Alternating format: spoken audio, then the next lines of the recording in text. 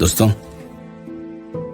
आज मैं आपको उस दौर में लेकर के चलूंगा कि इस चीज का इस्तेमाल आपने यकीनन किया होगा।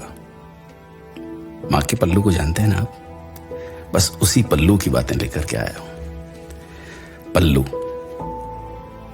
बीते समय की बातें हो चुकी हैं अब तो। ये माँ के पल्लू का सिद्धांत माँ को गरिमामयी छवि प्रदान के लिए था, और इसके साथ ही ये गर्म बर्तन को चूल्हे से हटाते समय गर्म बर्तन को पकड़ने के काम भी आता था।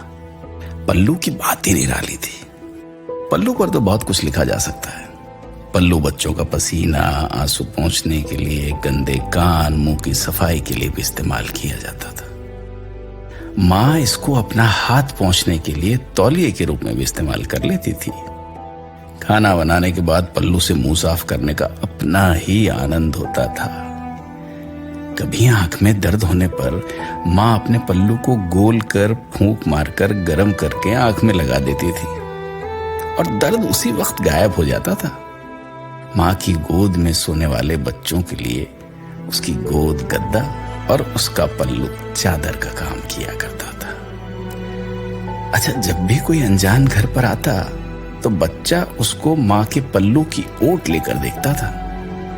अच्छा, जब भी बच्चे को किसी बात पर शर्म आती तो पल्लू से अपना मुंह ढककर छुप जाता था। जब बच्चों को बाहर जाना होता तब माँ का पल्लू एक मार्गदर्शक का काम करता था।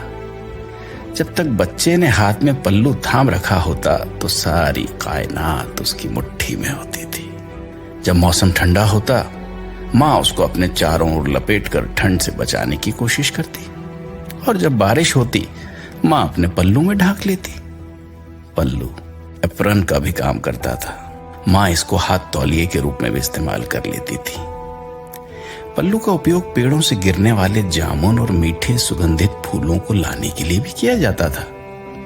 पल्लू में धान, दान, प्रसाद भी संकलित किया जाता था। कभी कोई वस्तु खो जाए तो एकदम से पल्लू में गांठ लगाकर निश्चिंत हो जाना कि जल्द मिल जाएगी। पल्लू में गांठ लगाकर माँ एक चलता फिरता बैंक या तिजोरी रखती थी। अगर सब कुछ ठीक रहा तो कभी कभी उस बैंक से कुछ पैसे भी मिल जाते थे। मुझे नहीं लगता कि विज्ञान पल्लू का विकल्प ढूंढ पाया है। पल्लू कुछ और नहीं बल्कि एक जादुई एहसास है। पुरानी पीढ़ी से संबंध रखने वाले अपने माँ के इस प्यार और स्नेह को हमेशा महसूस करते हैं, जो कि आज की पीढ़ियों की समझ से शायद गायब